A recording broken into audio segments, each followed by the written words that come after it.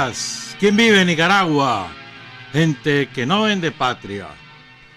Con Luis Enrique Guerrero y con Carlos José Hurtado, bienvenidos a Sin Fronteras de hoy, 19 de marzo de 2021, 6 de la mañana con 30 minutos. Sin Fronteras, la revista, con William Griggs Vivado, en la primerísima 91.7 y 105.3 FM. 6 de la mañana con 33 minutos. Para los católicos hoy es día de San José. Carlos José, ¿no? La Chepita. Y aquí hay un montón de José. Carlos José Martínez. Montones de José ahí en esta radio. Alberto José, creo que es, ¿no? Alberto José Martínez Vargas. ¿Quién más? Un montón.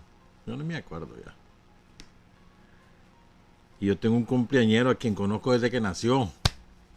Allá en San Pere de Ribes, Cataluña, la provincia de Barcelona.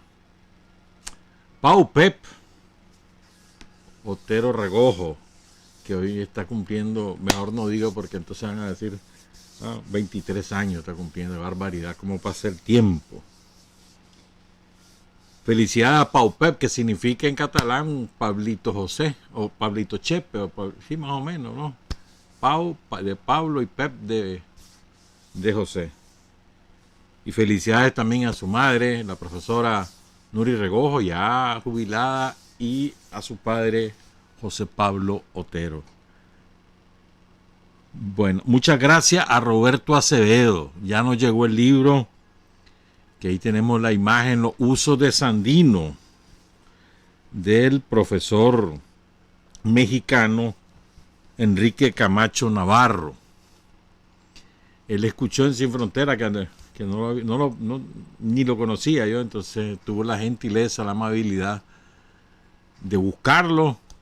Solo encontró uno, lo adquirió y lo envió a Nicaragua junto con un lapicero que además es linterna. Muchas gracias a Roberto. En algún lugar de Estados Unidos sigue siendo un guerrillero digital, un guerrillero de las redes sociales en favor de la revolución. Hay un tema que, bueno, hoy vamos a hablar de los bombardeos de la aviación norteamericana sobre las Segovias, con testimonio de los sobrevivientes del Ejército Defensor de la Soberanía Nacional, ya todos fallecidos, pero que dejaron su testimonio en los años 80. Pero que hay varias cosas, ¿no? Ve, ayer bajó el petróleo, a lo mejor baja este domingo, ¿viste? Ayer bajó 10%, ¿verdad? Porque hay preocupaciones por la recuperación económica, no sé qué. Bajó ayer el crudo 10%, a lo mejor, que ayer fue jueves, creo que todavía, que ya no nos agarre esa rebaja, pero bueno, ojalá que sí. Porque esos que viven pegando alaridos y culpando al gobierno, díganle a Estados Unidos que le deje de hacer la guerra a Venezuela. Díganle a Estados Unidos que le deje de hacer la guerra a Nicaragua.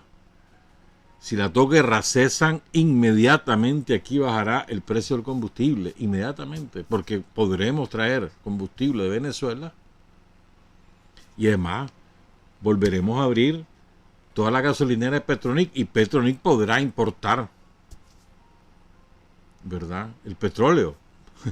Andaban pegando alaridos para que sancionaran y que represaliaran a Nicaragua en venganza por su conducta nacionalista, y ahora pegan alaridos y le quieren culpar. Son tan descarados que nos quieren culpar. ¿Hay una carga impositiva? Sí la hay, pero somos el tercer país con el precio más bajo del combustible. O sea, está más alto Costa Rica, estamos al mismo nivel de Honduras. El más bajo es Panamá y después El Salvador. Guatemala un poquito más abajo que nosotros, y la carga impositiva, la de Nicaragua, es también la tercera, así que no vengan con cuentos. Y recuerden además que nosotros no tenemos puerto de aguas profundas en el Caribe, y si lo tuviéramos el precio sería bastante más barato porque el transporte sería menor del Golfo de México directo. Ahorita tiene que pasar por el canal de Panamá con todo lo que eso significa y llegar a Puerto Sandino o a Corinto. Hay mucha hipocresía. otra buena del INSS, ¿verdad? Y amplió los beneficios a todos los asegurados por la previsional. Es decir, los que se aseguran por sí mismos sin patrón y pagan su patronal y su laboral, ellos mismos, ahora tienen todos los beneficios de los asegurados del régimen regular. Un buen hit se apuntó el INSS, como siempre, ¿verdad? ¿Cuántos hits se ha apuntado el INSS? Fíjate que son hipócritas, por Dios. No voy a ser peyorativo, me voy a aguantar, pero dan ganas de serlo. En los años 90, el INSS de los chamorros canceló la pensión reducida para los que no habían llegado a cotizar más de 250 semanas. Este gobierno, este INSS manejado por el Frente Sandinista, recuperó ese derecho. Y ahí tienen la pensión reducida. Es una nada, sí es una nada ponerle, pero la tienen. 2,000 y algo de Córdoba. Y además otros beneficios. Y ellos la cancelaron. Y ahora vienen a hablar del INSS y a decir que la defendieron. Ellos la saquearon. ¿Te acordás con Simón Rizzo? Saquearon el INSS, literalmente. Y después aquella calleja, ¿te acordás? Así que hicieron sanganadas con el INSS. Y ahora resulta que ellos son los grandes defensores de la seguridad social. Malditos desgraciados. Es que no hay manera de aguantarse las ganas de decirle 4 barbaridades. Pero hay un tema que creo que es importante que le pongamos mente, porque nos concierne a todos los seres humanos que habitamos el planeta Tierra, y es las tensiones crecientes entre Estados Unidos, Rusia y China. Hoy hay una cumbre allá en Alaska entre China y Estados Unidos, bueno, ayer y hoy, al mediano nivel, el secretario de Estado y el asesor del Consejo de Seguridad Nacional de Biden, y por China el canciller y el responsable del Partido Comunista de China para las relaciones internacionales, y ya se dijeron 4 chanchadas, ¿verdad? Y eso va para largo. Pues el principal problema de los gringos es que están a la saga de China en la competencia económica, y eso para ellos es menos real. Entonces van a hacerle la guerra a China, comercial o de cualquier otro tipo, para que los negocios siempre sean ellos los dueños. El fondo es económico, como siempre ocurre. Con nosotros es igual, con Venezuela es igual, con Cuba es igual. ¿Te imaginas Cuba si no tuviera la guerra despiadada desde hace 60 años, el desarrollo que tendría Cuba? Pero le tienen miedo al socialismo, pánico, y ahí está el resultado. Entonces Biden le dijo asesino a Putin. La noche del miércoles, la cadena ABC News transmitió una entrevista pregrabada con Joe Biden en el programa que se llama Good Morning America. Perdón, la mañana del... No, pero lo transmitieron... Hicieron un adelanto en la noche del miércoles, lo transmitieron ayer en la mañana. Entonces el periodista le pregunta si cree que Putin es un asesino. Y Biden le dice que sí. Yes. Ese mismo día Rusia mandó a retirar a su embajador en Washington para evaluar las relaciones ese mismo día. Pero ayer respondió Putin. Qué manera más inteligente y más digna y más firme la de responder. Salvaje ese Putin. Voy a ir leyendo esas declaraciones porque es que vale la pena. Dice Putin: en lo que concierne a la declaración de mi homólogo estadounidense, o sea, estamos al mismo nivel, papá. O sea, para comenzar, de mi homólogo estadounidense, ¿verdad? Le dice, ¿qué le contestaría? Antes dice, efectivamente nos conocemos en persona porque cuando fue vicepresidente se conocieron. ¿Qué le contestaría? Le diría que esté bien, le deseo salud. Y no lo digo en broma, dice. Ya van a saber, después le comento eso, le deseo salud, ¿por qué lo dice? Y después dice, cada quien ve a otra persona tal y como se estima a sí mismo. Cada quien ve a otra persona tal y como se estima a sí mismo. O sea, si él me ve como asesino es porque él se cree asesino. Tercer balazo. En la historia de cada pueblo, de cada estado, hay muchos acontecimientos muy difíciles, dramáticos y sangrientos. Pero cuando evaluamos a otras personas o incluso a otros estados, otros pueblos, como si nos mirásemos en el espejo siempre, siempre vemos nuestro reflejo. ¿Ah? Siempre transferimos a otra persona lo que respiramos, lo que somos en esencia. Siempre vemos en otra persona nuestras propias cualidades y pensamos que es igual que nosotros. Y evaluamos sus acciones a partir de eso. Putin ha sostenido que la clase gobernante de Estados Unidos resuelve problemas tanto internos como de la política exterior mediante fuertes acusaciones contra otros países, recordando que Estados Unidos es el único país del mundo que ha usado armas nucleares. Y encima contra un estado no nuclear, contra Japón. Dice que Rusia se dispone a mantener ciertas relaciones,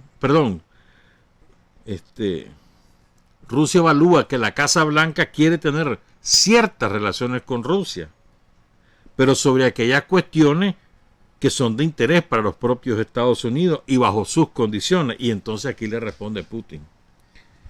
Aunque piensen que somos iguales que ellos, somos personas diferentes. Tenemos otro código genético, cultural y moral. Pero sabemos defender nuestros propios intereses y vamos a trabajar con ellos, aunque en aquellas esferas que nos interesan a nosotros y bajo aquellas condiciones que consideramos beneficiosas para nosotros. Y tendrán que hacerle caso a esto. Nosotros, teniendo en cuenta nuestros intereses nacionales, vamos a desarrollar relaciones con todos los países del mundo, incluido Estados Unidos. Luego dijo de que él cree que en el establishment de Estados Unidos, o sea, estamos hablando del Estado profundo, dice, hay muchas personas honestas y honradas. Y en ellas, dice, Rusia se apoyará en sus relaciones con Washington. Y luego al final le dice, bueno, hablemos pues, tengamos una plática virtual, cuando vos querrás, en el momento que si querés mañana, si querés el lunes, cuando querrás, hablemos. ¿Verdad? Dice que la vez pasada fue Biden el que lo llamó después de haber asumido la presidencia. Ahora le dice, bueno, pues hablemos de nuevo.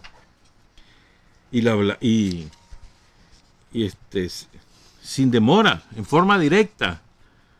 Una discusión abierta, le dice Putin. Porque no quiero darle largas al asunto.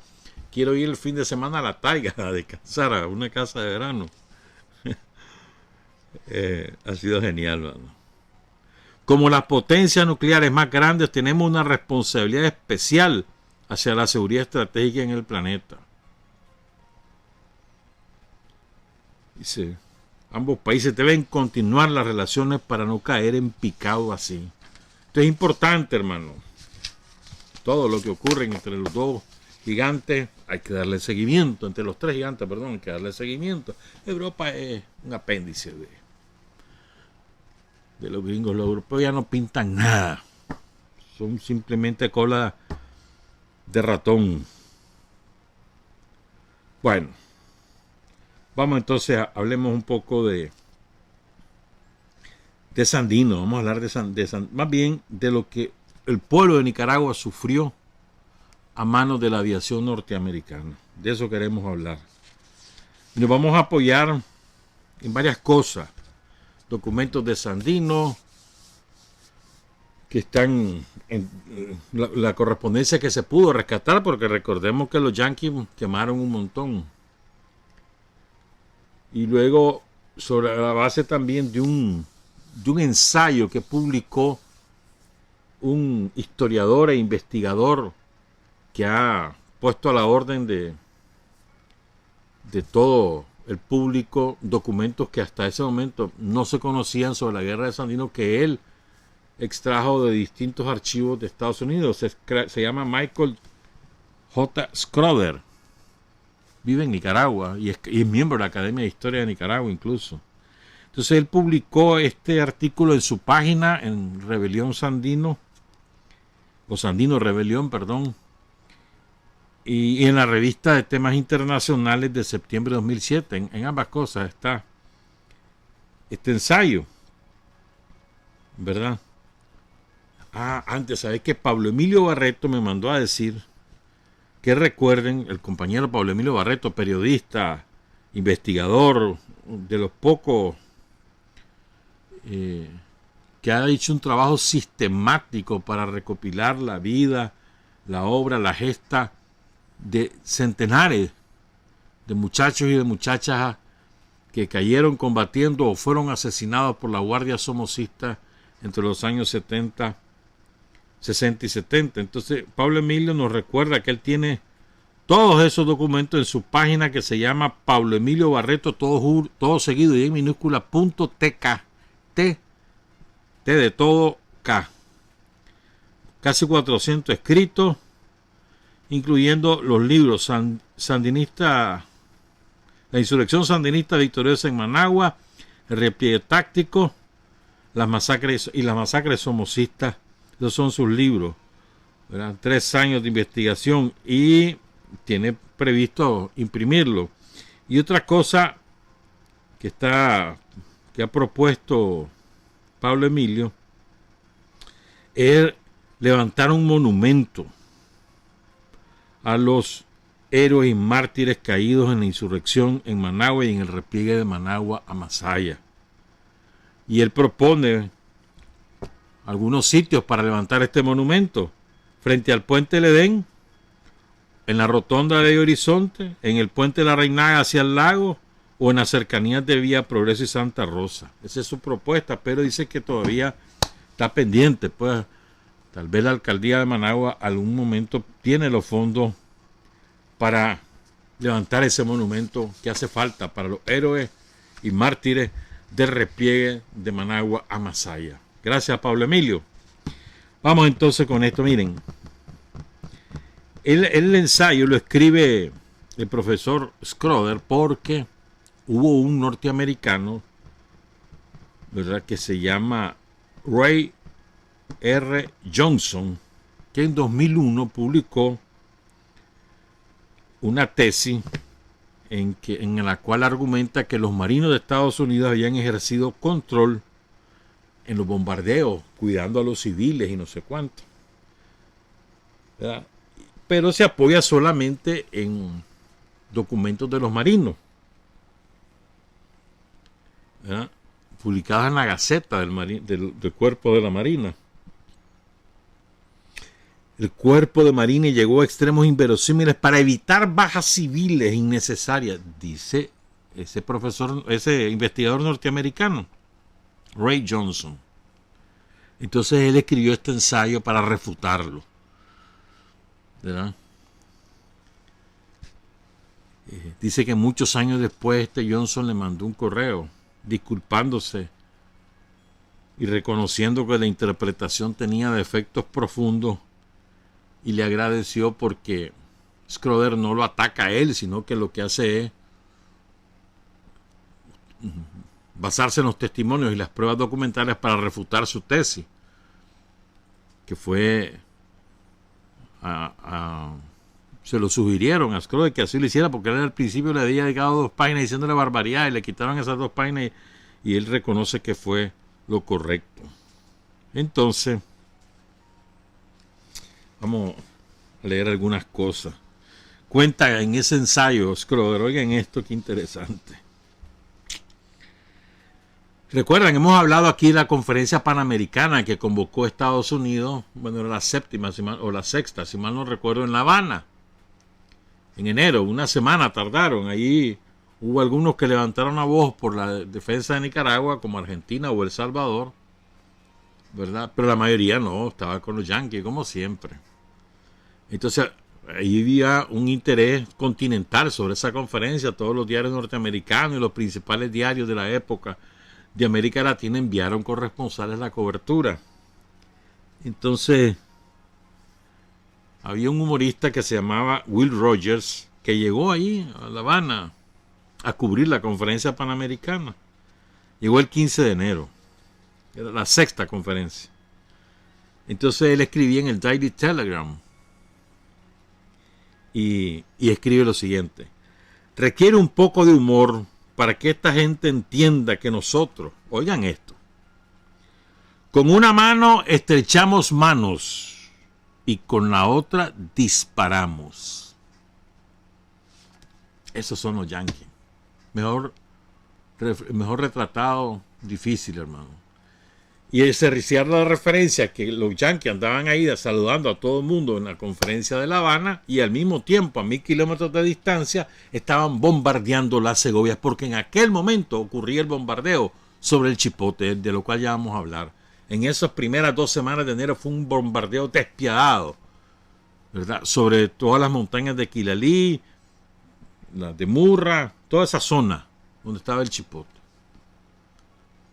Entonces eso tuvo un eco en la prensa continental, que después rebotó a Europa. Pero eso fue un escándalo mundial, el bombardeo aéreo de Estados Unidos sobre las montañas segovianas, que no era el primero en Nicaragua, era el segundo, el tercero, perdón. El primero fue en Chinandega, a finales de 1926, quemaron gran parte de Chinandega. El segundo fue en Ocotal. Y el tercero fue este. Siguieron muchos más, ¿verdad? Y no crean que tampoco salieron indemnes, ¿no? Si le bajaron varios aviones los soldados de Sandino, ¿verdad? Pero es interesante esto.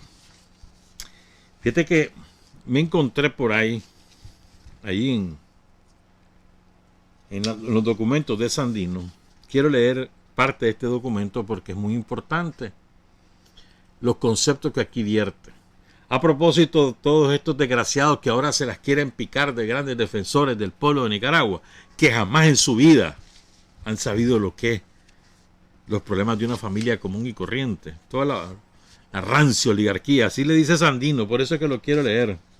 Es en una carta que Sandino le manda tan temprano como el 22 de octubre de 1927. Sandino solo tiene 4 meses de estar en la guerra antiimperialista.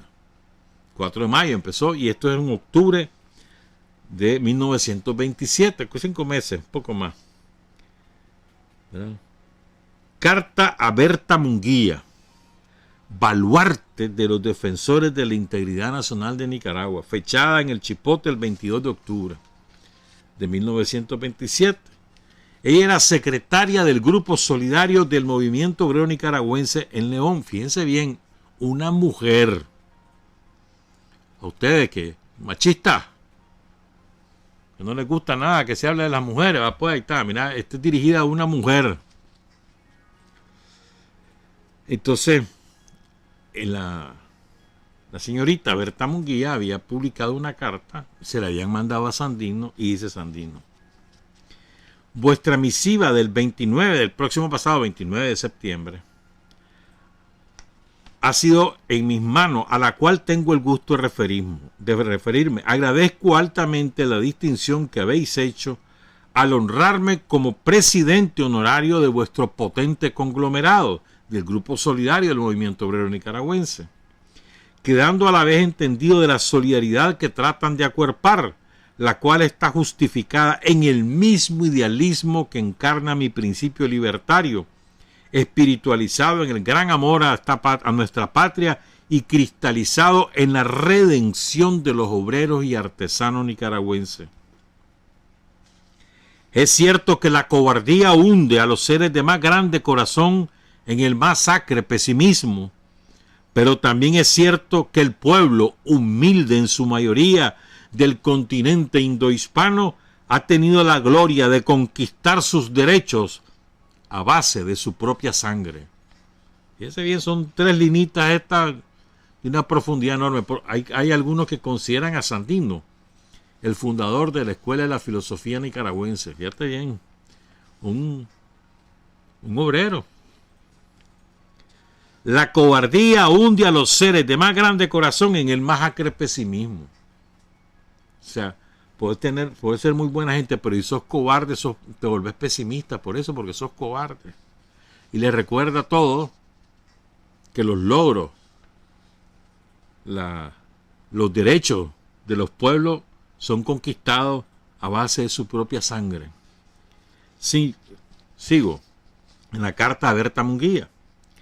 Tiempo es ya de demostrar al mundo civilizado, así como a nuestros hermanos los centroamericanos, que si los traidores y oligarcas hundieron por tantos años a nuestra patria en la más sangrienta ignominia, la moderna generación nicaragüense no soportará más ni admitirá la política esclavista que la carcomida y rancia aristocracia nicaragüense, compuesta por degenerados traidores, siga traficando con la honra de la nación y con la miseria del pueblo. Nicaragua no debe ser patrimonio de oligarcas y traidores. Cualquier parecido con la actualidad no es coincidencia. Se los leo de nuevo. No, sigo con esto y después lo leo de nuevo. Sigue Sandino. Los cobardes que vendieron la justicia del pueblo para entregarlo inerme a nuestros enemigos han caído en el más negro crimen de alta traición.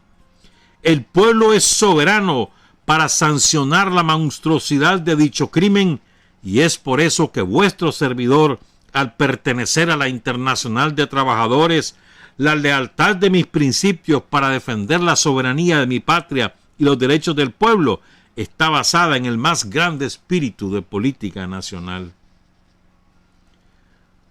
Voy a repetir la primera parte de esto y se la dedico enteramente a todos esos sinvergüenzas que andan haciendo politiquería, queriendo volver a usurpar el poder en Nicaragua para robar, para saquear, para oprimir, para sojuzgar al pueblo nicaragüense.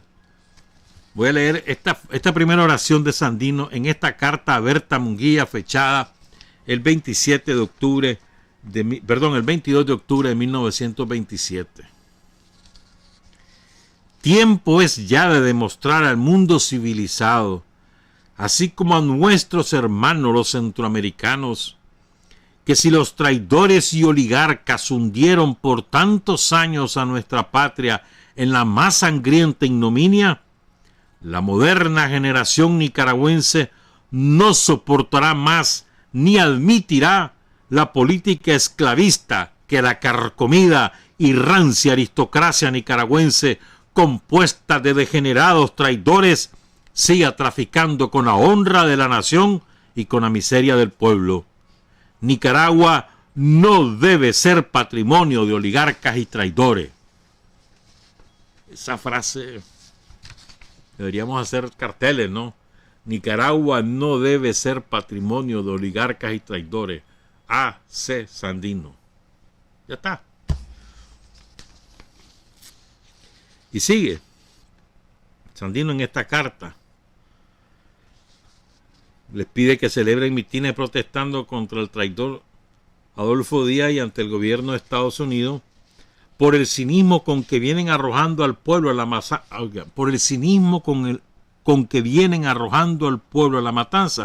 predicando paz. No es lo mismo aquí ahorita. Son sinvergüenza los gringos, ¿verdad vos? No tienen ningún tipo de escrúpulo, ni de principios, ni nada. ¿Verdad? En mi corazón hallarán, en sentido militar, mi ejército está fuerte y lleno de entusiasmo, pues no hay combate que hayamos librado contra los invasores y traidores, por muy sangriento que haya sido, en el que el triunfo no haya sido nuestro. Los jefes y oficiales de mis guerrillas, en su mayoría son artesanos y obreros de todo el país y competentes en el sentido militar por su abnegada disciplina, resaltando en ellos la lealtad para defender nuestro idealismo. En mi corazón hallarán amplia brecha fraternal para aceptarlos como correligionarios de idealismo, y en mi espada la lealtad con que defenderemos nuestros principios. ¿Estamos claros? A.C. Sandino.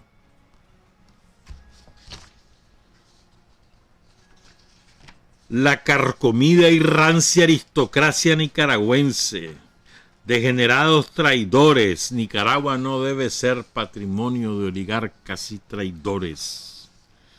22 de octubre de 1927.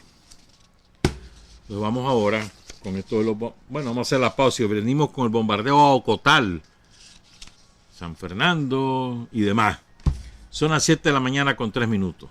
Hay hombres que luchan un día y son buenos. Hay hombres que luchan un año y son mejores. Pero hay hombres que luchan toda la vida. Esos son los imprescindibles. 7 de la mañana con 8 minutos. En julio de 1927, las fuerzas yanquis tenían aproximadamente unos 500 hombres, entre marinos yanquis y ya gente de la que se llamaba la Contabularia, que fue el presidente de la Guardia Nacional, asentados en Ocotal. El jefe de esas tropas era un tal capitán Hatfield. Entonces, ese tipo, con toda la arrogancia imperial que te puedas imaginar, hay el famoso telegrama que le manda a Sandino y lo conmina a rendirse o a ser asesinado como bandido, como ladrón, como delincuente.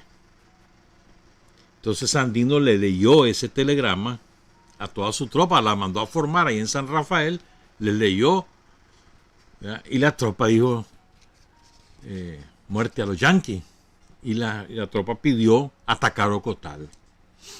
Sandino había mandado varias columnas a exploración en varios rumbos, San Rafael, a Yalí, hacia Jinotega y hacia otras zonas circundantes a San Rafael.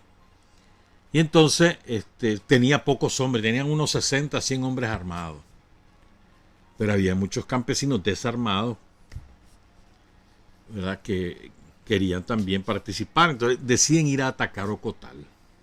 Se van para Ocotal. Y en el camino, muchos campesinos se van sumando. Campesinos empobrecidos, pues, pero sin armas. Es más gente que brava, pues resentida de tantos años de explotación y demás. Entonces llegan a Ocotal, atacan el cuartel de los marinos y ahí tenemos las dos visiones. Según Hatfield, en el informe que él ofrece, el informe que le manda a su jefe en Estados Unidos, él ubicaba las fuerzas participantes de los bandoleros, dicen 500. Fuego pesado de rifle y de ametralladora continuó hasta las 10 y 15 de la mañana. Empezó en la madrugada, a las 3 de la mañana. A esa hora, 2 aviones llegaron, sobrevolaron la ciudad, captaron los mensajes y dispararon ráfagas de ametralladora. Un avión artillero infante, el piloto era el artillero infante Wodarczyk, parece un apellido polaco, voló a baja altura sobre terreno y luego tiró la palanca hacia arriba y recuperó altitud. Después el otro avión con el piloto teniente Boyden echó 3 mulas fuera del campo con el avión. Aterrizó en el aeródromo, le avisaron que Sandino estaba en Ocotal, ¿verdad? Y después se fueron, despegaron, ¿verdad? Y se fueron para Managua. Mientras tanto, el otro avión atacó en un punto en el río, una milla al sureste de la ciudad. Se sumergió 3 veces atacando con la pistola delantera, tiró 230 disparos. ¿Estamos claros? A las 13:15, a la 1 de la tarde con 15 minutos, una formación de 5 aviones, según Hatfield, hizo vuelo en formación sobre Ocotal. Cada avión llevaba bombas de fragmentación de 17 libras y 2 pistolas con 800 rondas de municiones. Los aviones llegaron a Ocotal a las 14:40, a las 13:50 salieron de Managua, a las 14:40 llegaron. En el borde sureste de la ciudad se observaron a unos 50 caballos de montar con los hombres en una casa cercana.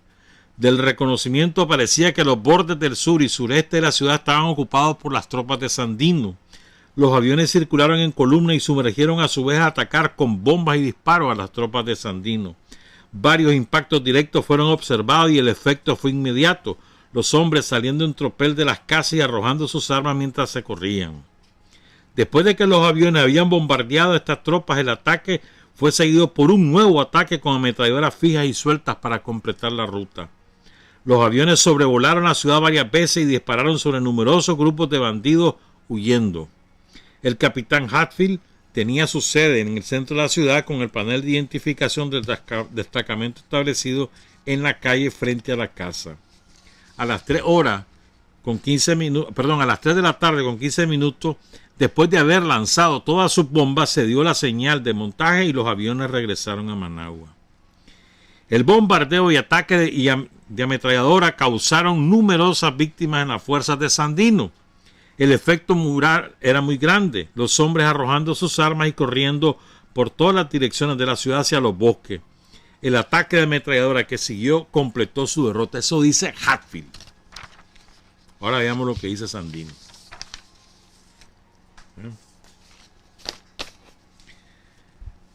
Cuenta Sandino. El 1 de agosto de 1927 escribió este informe. Se llegó a Ocotal 15 minutos antes de la 1 de la mañana del 16 de julio próximo pasado. Mientras se hizo el dispositivo de combate, transcurrieron 15 minutos.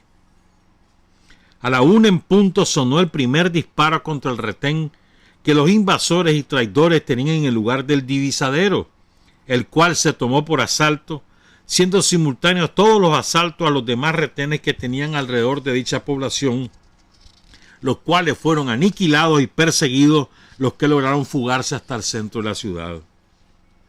El combate duró 15 horas hasta las 4 de la tarde.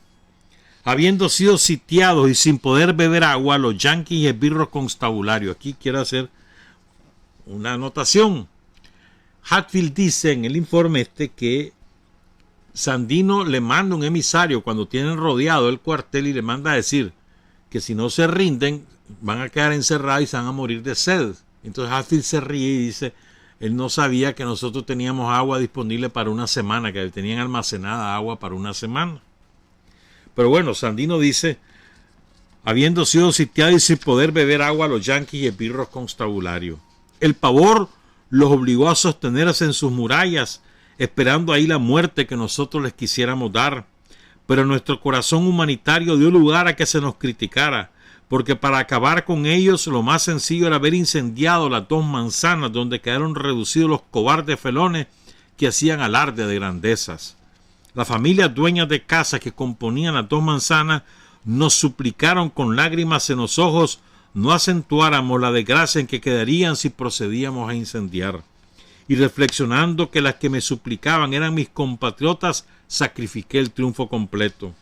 Así fue que aquel atajo de cerdos quedó con vida, pues sobre mi triunfo se imponían los intereses de mis connacionales, y eso obligó a dar órdenes a mi gente para replegarse y salir en perfecta organización. Desgraciadamente hubo que lamentar la muerte de 6 de mis bravos soldados, entre ellos la del valiente coronel Rufo Marín. La historia inmortalizará sus nombres. Capturamos al enemigo 90 sémilas, es decir, mulas o burros, monturas y 32 rifles Springfield con su correspondiente equipo.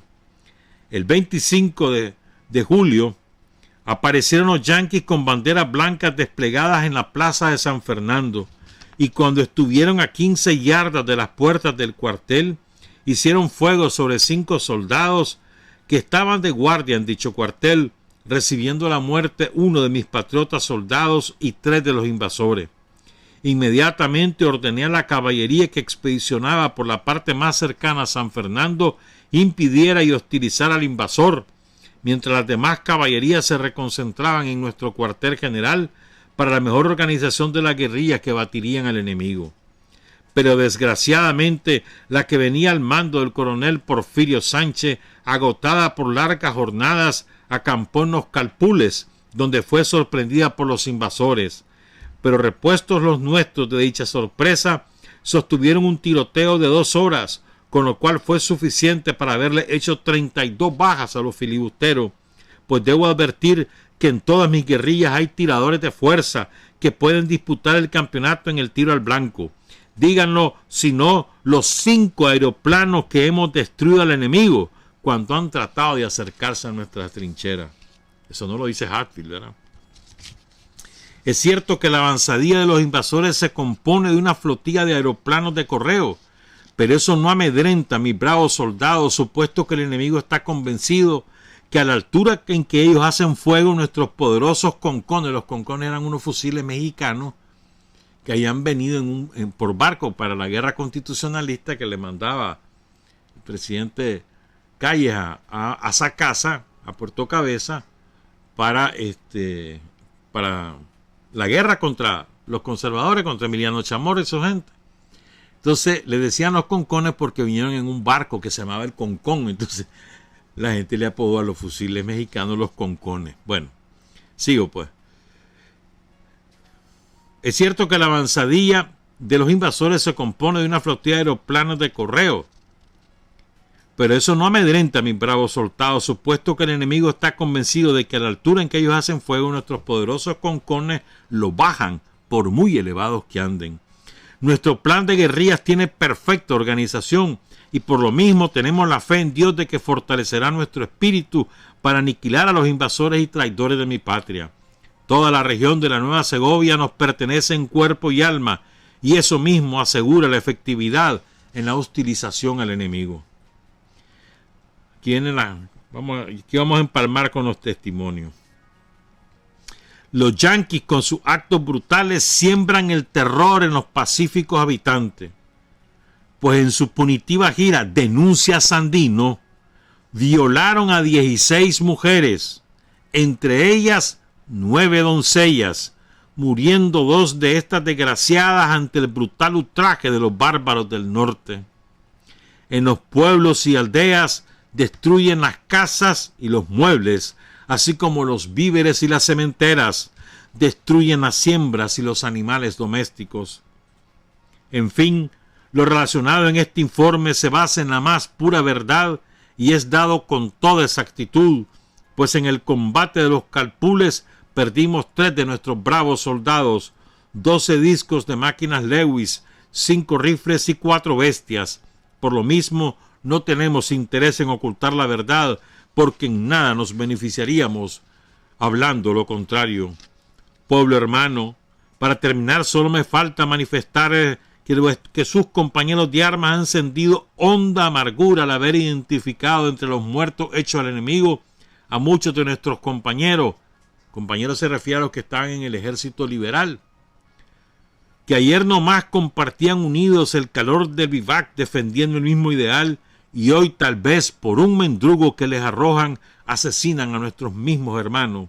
Reflexionen que antes que todo son nicaragüenses, que su actitud da lugar a la más sacra censura. Nosotros permaneceremos en armas con toda decisión y abnegación mientras Adolfo Díaz permanezca en la presidencia y después va con lo...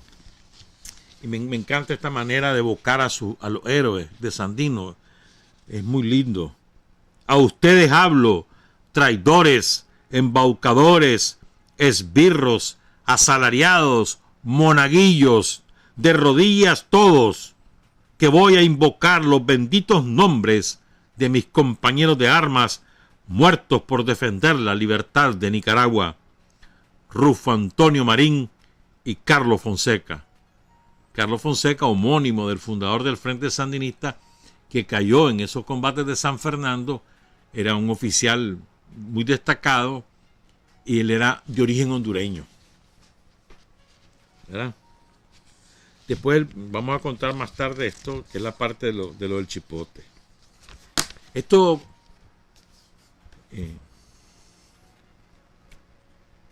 Estados Unidos decide bombardear toda la zona de San Fernando y más allá a principios de 1928 porque en diciembre Sandino le había hecho bajas muy importantes En las cruces, vamos a contar lo de las cruces. El famoso combate de las cruces, que fue una victoria resonante de Sandino y una derrota estrepitosa de los yanquis. ¿Verdad? Dice Sandino: los sandinos estábamos en el Chipote. Fuertes núcleos de yanquis renegados fueron destacados para combatirnos, pero les puse emboscadas, avisado oportunamente del avance norteamericano. Y en un lugar que convergen varios caminos que conducen a El Chipote, llamado Las Cruces, dimos el primer combate de una serie de 5 librados en esa región de noviembre a enero. Nos emboscamos y atrincheramos en lugares convenientes y ahí colocamos nuestras ametralladoras. Llegó el enemigo y abrimos fuego. Fue una carnicería espantosa, dicho por Sandino. Los piratas caían como hojas de árboles y nosotros, bien protegidos, apenas si teníamos bajas. Y luego del primer encuentro les tendimos emboscadas a las columnas que iban a reforzarlos. En Trincheras, un lugar así llamado por los españoles cuando la conquista, en Barillal, donde se peleó cruelmente, en Plan Grande, 3 veces más en Las Cruces, en donde duró el último combate 4 días, hasta que nos reconcentramos en el Chipote. Muchos hombres perdió el enemigo, nosotros apenas unos 30. Ahí capturamos peleando una bandera norteamericana. Ahí también murió el capitán Livingston, jefe de la columna de ataque, a quien se quitaron órdenes del día, documentos y mapas. El jefe pirata fue muerto de un balazo de pistola por el mayor Fernando Maradiaga. En Las Cruces también murió el capitán Bruce. Este joven oficial del ejército norteamericano, el 24 de diciembre envió un cablegrama a su madre a Estados Unidos anunciándole la proximidad del fin de la campaña, porque creía que para el 1 de enero estaría concluida la existencia de Sandino. El 1 de enero, decía ese telegrama del capitán Bruce a su madre, el 1 de enero de 1928 le habremos cortado la cabeza al bandido de Sandino. Bien, dice Sandino, justamente el 1 de enero de 1928, Bruce tenía la cabeza sumida en el estómago, muerto en uno de los combates de Las Cruces. Sus anteojos de campaña yo los uso, son magníficos, reglamentarios del ejército norteamericano, con su estuche y con una pequeña brújula. Después de esas batallas, las más cruentas de las que se han librado en la lucha de Nicaragua, nos reconcentramos en el Chipote, que era el objetivo de los piratas. Pero la posición era difícil. Nos fueron cercando para evitar que nos aprovisionáramos y el cerco se estrechaba cada vez más. No nos faltaban armas ni parque porque en los últimos encuentros habíamos quitado al enemigo enormes cantidades de cartuchos y armas espléndidas, nuevas y flamantes. Aquí después de estos combates que les he contado, es que Estados Unidos ordena el bombardeo masivo en la Segovia. Durante 16 días que estuvimos sitiados, diariamente nos visitaron las escuadrillas aéreas de los piratas. A las 6 de la mañana aparecía la primera escuadrilla de 4 aparatos que se dedicaban a bombardear. Por supuesto que nosotros les echamos balas también, y los pájaros de acero fueron heridos de muerte. Después de 4 horas de bombardeo, otra escuadrilla sustituía a la primera y continuaba el fuego, hasta que pasadas 4 horas volvía otra, y así sucesivamente hasta llegada la noche. Pocos daños personales nos hacía el bombardeo, porque estábamos bien protegidos, pero perdimos como 200 cabezas de ganado de la caballada de nuestro ejército y ganado vacuno para alimentarnos. La situación iba siendo grave, porque la mortandad de animales había hecho la estancia allí insoportable. Por la descomposición de los cadáveres, los zopilotes tupieron el espacio por varios días, y si bien nos hicieron un servicio porque llegaban a impedir la visibilidad de los aviones, muchas veces confundimos a los aviones con los zopilotes. Nuestra vida iba haciéndose más difícil por esa circunstancia, y resolvimos retirarnos. Comenzamos a construir peleles de zacate que vestimos con sombrero de los que usábamos nosotros, y con ellos cubrimos los lugares más visibles del Chipote, la famosa embajada de los zacates, ¿te acordás? Entre tanto, una noche salimos del lugar. 2 días más estuvieron los aviones bombardeando aquel sitio que ya había sido arrasado y en el que nadie quedaba. hasta que se dieron cuenta de que no había enemigo. Cuando llegaron y trataron de perseguirnos, ya íbamos lejos. Le faltaba mucho para aprender nuestro sistema, y la lucha ha seguido ruda, cada vez más intensa, pero el dinero norteamericano compra y se interpone entre nosotros y el mundo exterior, y se ha hecho el silencio sobre nuestra lucha. Pues estos bombardeos, todo lo que ahí ocurrió, repito, tuvo un enorme impacto en la prensa norteamericana y en la prensa latinoamericana. Schroeder cita algunas repercusiones en periódicos de la época, ¿verdad? Recuerden, Calvin Coolidge ordena el bombardeo, que era el presidente de Estados Unidos, y además ordena 1,000 hombres más hacia Nicaragua, furiosos porque le hayan matado un montón de marinos allí en las cruces y todas las zonas aledañas, ¿verdad? También otra cosa que es importante, en esa época de la conferencia panamericana, el año anterior había regresado de un vuelo triunfal, la primera vez que se cruzó de un océano a otro, el famoso aviador Charles Lindbergh. Entonces Estados Unidos mandó a Lindbergh en una misión de paz por América Latina. Entonces, mientras iba Lindbergh predicando la paz en nombre de Estados Unidos, los yanquis bombardeaban Nicaragua. Era la paradoja de la época, pues. Paz y buena voluntad se llamaba la gira de Charles Lindbergh. Entonces el New York Times reporta desde Managua que en las montañas del norte los aviones americanos en sus patrullajes dejan caer bombas en lugares donde existe la más mínima indicación de la presencia de la guerrilla que ellos están buscando. El diario Crítica en Buenos Aires denunció un crimen de lesa humanidad: sembrar el odio, cobijar traiciones, enlutar almas y preparar sangrientas refriegas bajo un cielo azul que no es el cielo de la bandera yanqui. Los aviones americanos injuriaron el firmamento nicaragüense arrojando bombas de mano contra la población indefensa. Ese diario acusó a los infantes de marina de cometer una masacre sangrienta cuyas víctimas son los soldados nicaragüenses que defienden su patria. En Santiago de Chile, el diario La Nación editorializó que toda la América Latina está en un torbellino de indignación en contra de la guerra en Nicaragua, y señaló la hipocresía de celebrar un panamericanismo en La Habana mientras los infantes de marina realizaban una campaña de sangre y fuego en contra de los patriotas nicaragüenses. En Lisboa, Portugal, el diario de noticias se preguntaba irónicamente por qué, mientras el presidente Coolidge habla de paz en La Habana, 600 infantes de marina, municiones y aviones bombarderos están desembarcando en Nicaragua. El diario Brooklyn Eagle, la águila de Brooklyn, opinó: recientemente hemos hecho mucho para avanzar en la ciencia de la aviación. El coronel Lindbergh ha sido aclamado en el extranjero y en casa como un embajador aéreo de paz y buena voluntad.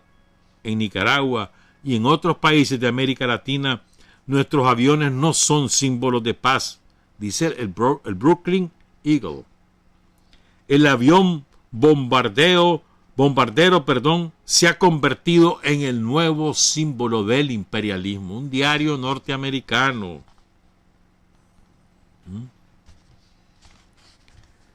El historiador Neil Macaulay, citando los registros de los propios infantes de marina, llamó a las acciones de los aviadores como terrorismo aéreo. Estamos hablando de 1928. Antes de la Segunda Guerra Mundial. Aquí fue el ensayo. Entonces, en 1980, poco tiempo después del triunfo de la Revolución, ya estaba todavía la campaña de alfabetización.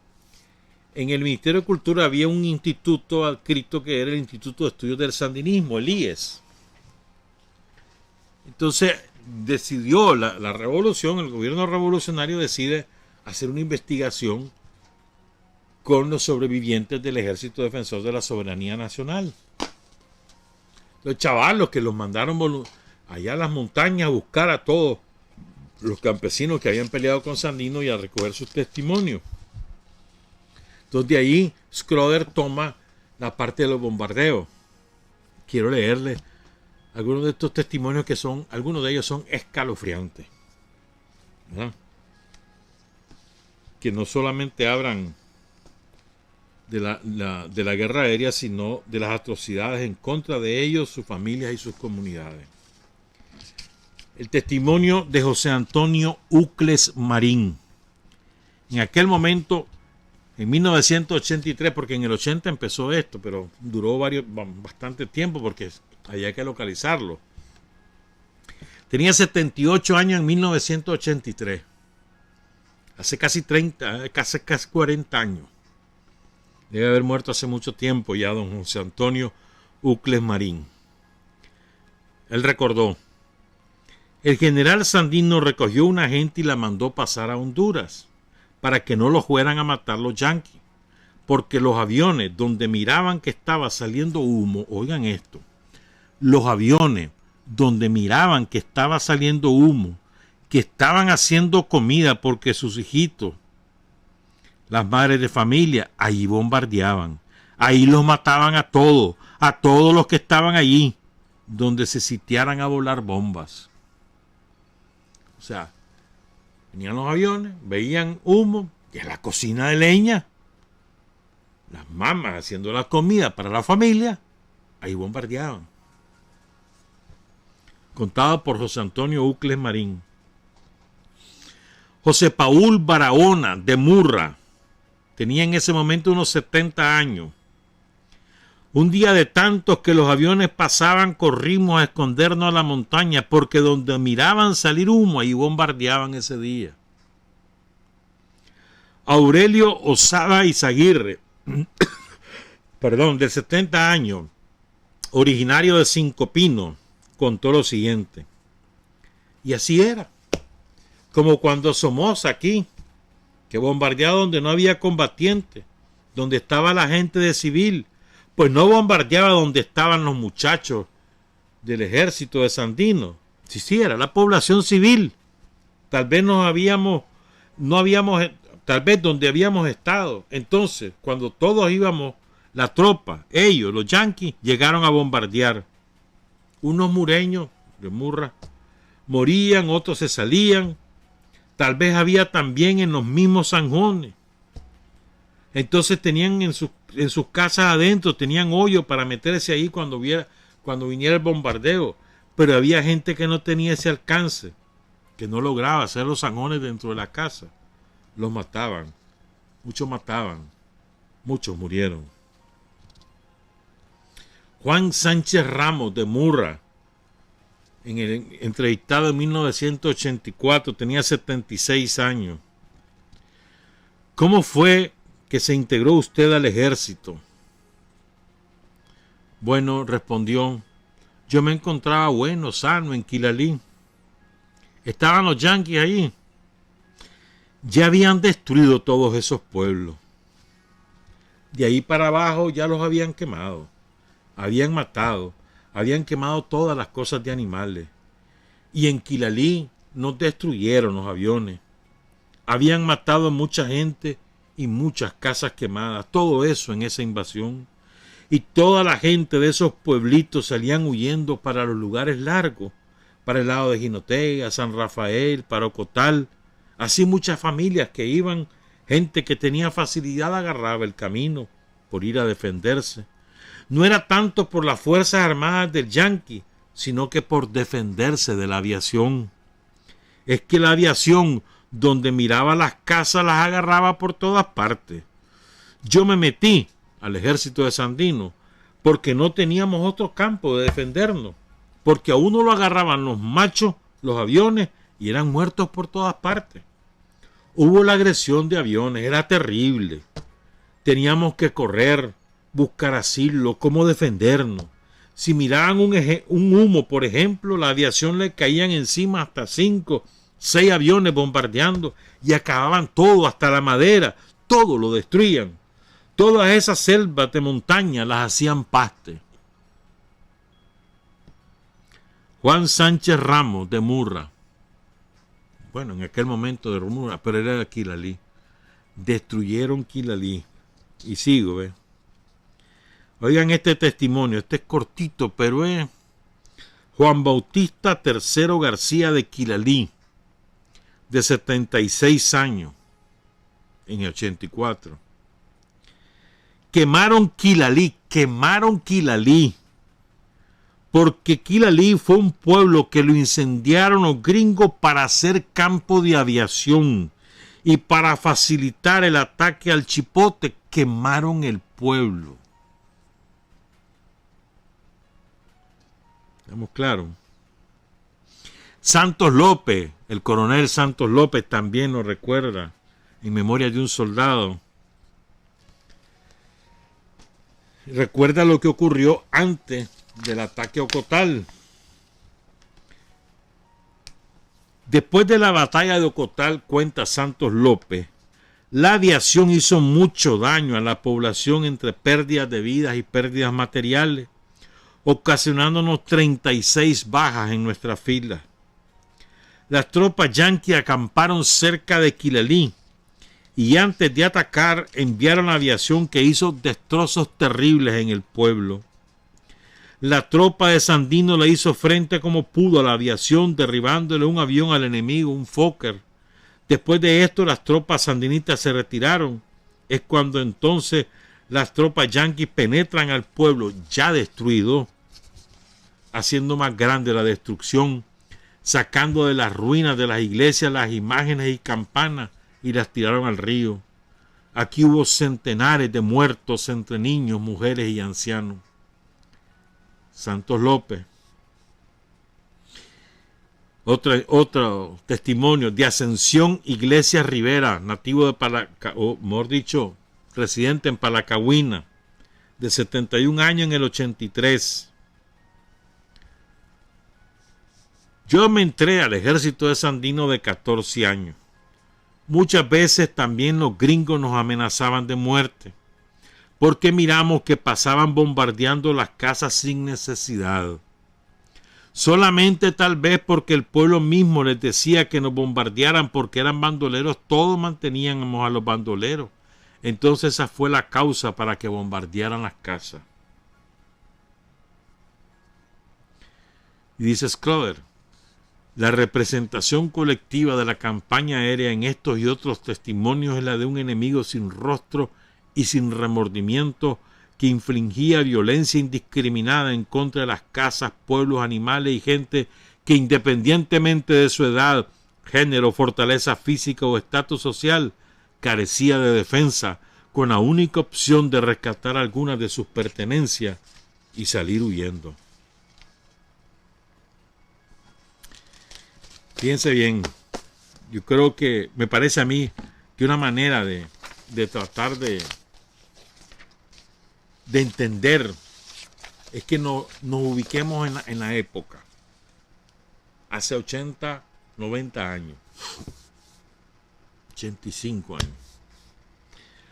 Aquella zona de la Segovia, el país entero, con un atraso enorme, una pobreza salvaje, el analfabetismo del 80%, en ningún lado había energía eléctrica. En algunas zonas urbanas, sobre todo los cuarteles sí la tenían, ¿verdad? Casas dispersas en la montaña, los campesinos así trabajaban, la tierra con su ganado, las familias numerosas, generalmente una familia, un matrimonio podía tener 8, 10, 12 hijos, ¿verdad? Con cocina de leña. La esperanza de vida era de 35, 40 años. La esperanza de vida al nacer. Selva. ¿Verdad? Entonces ustedes imagínense en esas condiciones.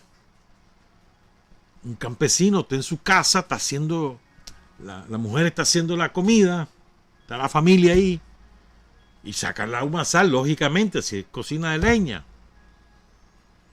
Y de pronto oyen que vienen los aviones y los empiezan a bombardear, solamente porque presumen que ellos son apoyo de Sandino. Pónganse en el lugar, o sea, en el lugar de esa familia, que el horror que eso significa. Y después vienen la aviación yanqui y destruye Quilalí porque el propósito era tener un campo de aterrizaje y un campamento de los marinos para estar más cerca del Chipote y acabar con Sandino. Y que mandaron a destruir el pueblo, primero por avión y después las tropas, que se encargaron de saquear e incendiar. Era un pueblo pequeñito. Lo destruyeron. Así funcionan los marinos. ¿Ah? Entonces, ¿cuánta gente mataron? ¿Dónde están esos nombres y apellidos? Imposible. Vos lees los informes de los marinos, desde la perspectiva de los marinos, que van incluso incorporando informes de sus asalariados nicaragüenses, los traidores, que los contratan, gente que incluso desertó, algunos gente que desertó del ejército de Sandino, más otros, ¿no? Y vos lees eso y cómo van contando, ¿no? A fulano lo fuimos a matar porque había matado a no sé quién, y así, ahí van. Eso lo mandamos a fusilar, a eso no sé qué. ¿Cuánta gente asesinaron? Nunca se va a saber, ¿sí? Ya a esta altura imposible que se sepa. Ya hace 90 años de eso. Imposible que se sepa. Y estamos hablando de gente que era pobrecita, y gente que también tenía recursos, que tienen una finca mediana, tenían bastante ganado. Gente de todos los estamentos sociales del sector rural. Recuerden que el 80% de la población de Nicaragua vivía en el campo en esa época, 80% de los 700 y pico mil de habitantes que eran.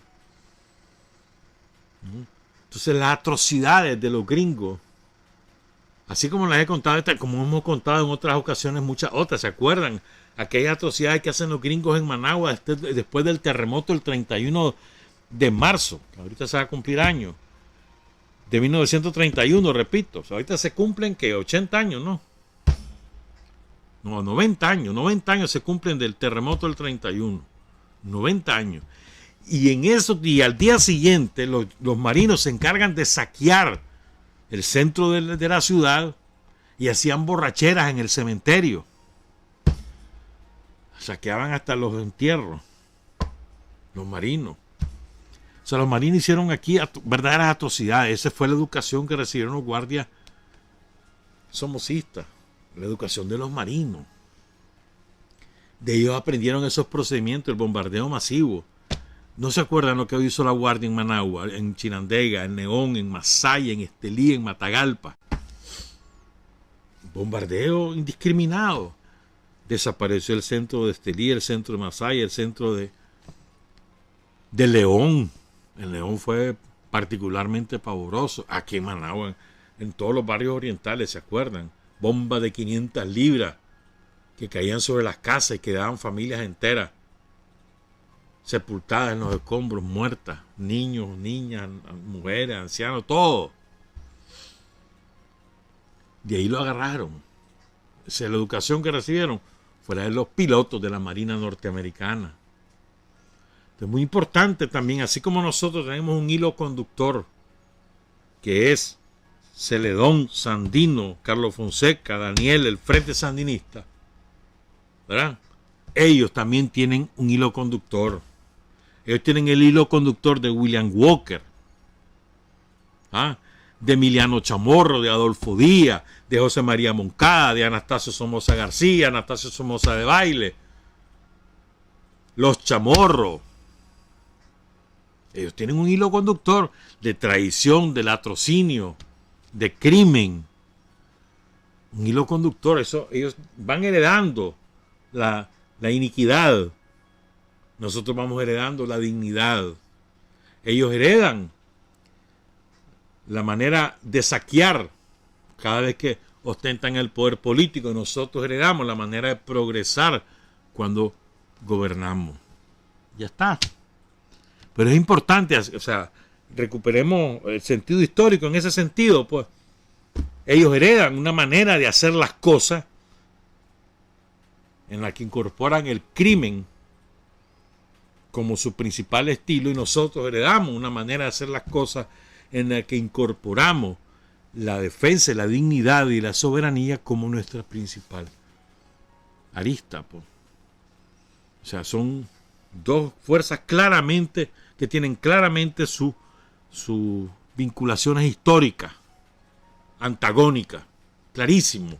Y lo podemos observar en toda la historia de Nicaragua. Y eso no solamente en esta historia que uno cuenta, sino pueden observarlo. Leen a José Dolores Gámez o leen a Adolfo Colle, Martínez Colle, digo que no son historiadores para nada prosandinistas, y van a ver el mismo estilo de gobierno, la misma manera de saquear de parte del chamorrismo y del somocismo. Es exactamente lo mismo, siempre arrodillándose ante los yanquis, siempre, ese es su estilo.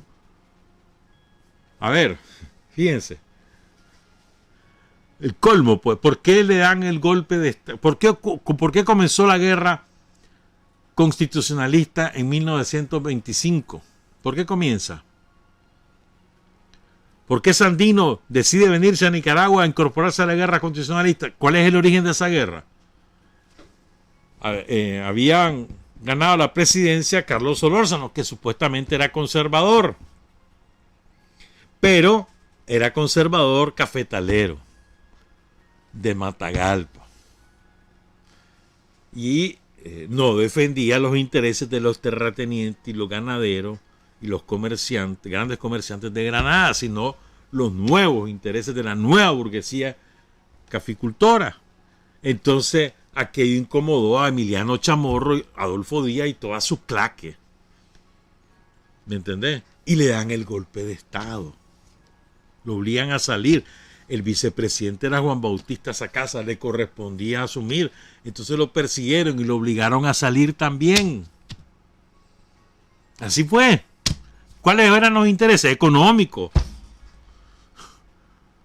La rapiña, que querían utilizar el Estado para defender sus intereses. Y por eso sacan a Solórzano del poder y se arma la guerra civil de nuevo. Lo que quiero decir es que ese es el hilo conductor de ellos. Cuando no obtienen el poder por las buenas, lo quieren agarrar por las malas. Y siempre de la mano de los yanquis. Su gran tragedia fue cuando durante la guerra constitucionalista los yanquis se arrechan con los conservadores y dicen: hasta aquí llegamos con ustedes, ahora vamos con los liberales. Y se arreglan con Moncada. Y le dicen a Moncada: firma aquí, te voy a dar los reales por cada arma y vos vas a ser el siguiente presidente. Que después, o sea, Sacasa en estas elecciones no van a competir ni Sacasa ni Emiliano Chamorro. Emiliano Chamorro, vos dejás de joder, que ya no volvés a competir. Y vos Sacasa, aguantate, que te vas para el otro periodo. Y así fue. Así fue. Entonces los yanquis ponen a Moncada a partir del 28 hasta el 32, perdón. En 32 asume Sacasa. Así fue. Pero rompen con los conservadores porque los conservadores habían roto un acuerdo que había con Estados Unidos. Estados Unidos les impuso un acuerdo a los centroamericanos que no iba a reconocer a nadie que rompiera el orden constitucional y llegara al poder por un golpe. Y se lo habían advertido a los conservadores: no te metas a eso. Entonces los conservadores desobedecieron a los gringos porque estaban arrechos por sus intereses. Entonces, puestos en el poder, los yanquis le dicen: andate, ya no queremos más con vos. Y los castigaron hasta hoy. Hasta que llega en el año 90, pues, que recuperan el poder gracias a la intervención yanqui otra vez, y ahora lo quieren de nuevo. Parte de la historia, hermano, no hay que olvidar la historia. Quiero terminar con esto, hombre, que hay una carta. Ya nos vamos. No. Espérame, no, esta se la voy a contar otro día. Es que es interesante cómo trata una carta que le manda Sandino a un tal Adán Maradiaga. Es que el lenguaje que ocupaba Sandino para dirigirse a los traidores, a los oligarcas, era durísimo. Entonces le manda esta carta en algún día de septiembre, no hay fechas, solo se sabe que es de septiembre de 1927, y le dice: señor Adán Maradiaga, profesor de la lengua castellana y liberal gallina,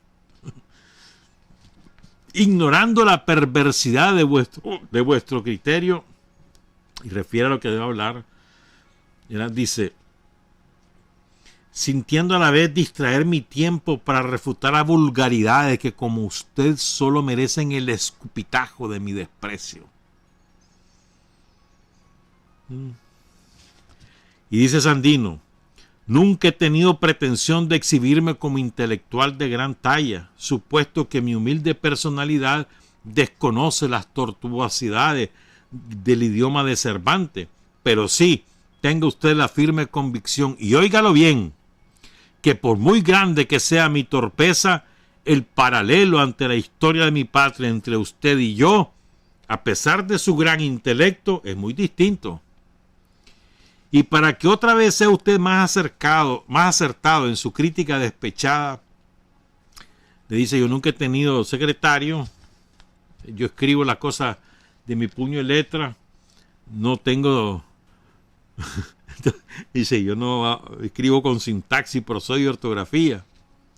Pues entiendo que mi ejército no es un ejército docente, sino un puñado de valientes y abnegados patriotas que defienden con su sangre la libertad e integridad de nuestra patria, la cual con vuestra indiferencia criminal e intelectualidad perversa han dejado mancillar, pues claramente dejan ver que su patriotismo llega a la región umbilical.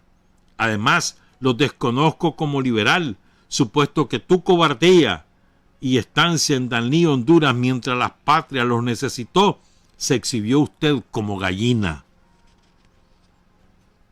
Yo les puedo dar tiempo para su reivindicación y por lo mismo, si usted quiere aceptar el empleo de profesor de lengua castellana en mi ejército, con gusto le aceptaré su servicio y le asigno 200 córdobas mensuales, y en caso de que no esté equipado porque vendió su rifle, yo le daré un concón o un Springfield para que si sepa usted interpretar a conciencia la abnegación y sacrificio y tenga usted derecho a llamarse liberal, no a censurar al pueblo a quien con vuestra sabiduría estabas obligado a educar. Y el final, lo que le dice al final Sandino, así se trata a los traidores. Lo que puedo juzgar en vuestra perversidad es que dejan reflejar en ella su idiosincrasia y el vicio de su raza. Por lo mismo los compadezco, miserable. Patria y libertad, dice Sandino. Así tratan a los traidores, hermano, así es.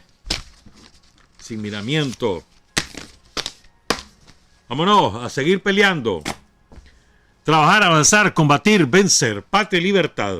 Revolución es sentido del momento histórico. Es cambiar todo lo que debe ser cambiado. Es igualdad y libertad plenas. Es ser tratado y tratar a los demás como seres humanos. Es emanciparnos por nosotros mismos y con nuestros propios esfuerzos. Es desafiar poderosas fuerzas dominantes dentro y fuera del ámbito social y nacional. Es defender valores en los que se cree al precio de cualquier sacrificio. Es modestia, desinterés, altruismo, solidaridad y heroísmo. Es no mentir jamás ni violar principios éticos. Es convicción profunda de que no existe fuerza en el mundo capaz de aplastar la fuerza de la verdad y las ideas. Revolución es unidad, es independencia, es luchar por nuestro sueño de justicia para Cuba y para el mundo, que es la base de nuestro patriotismo, nuestro socialismo y nuestro internacionalismo.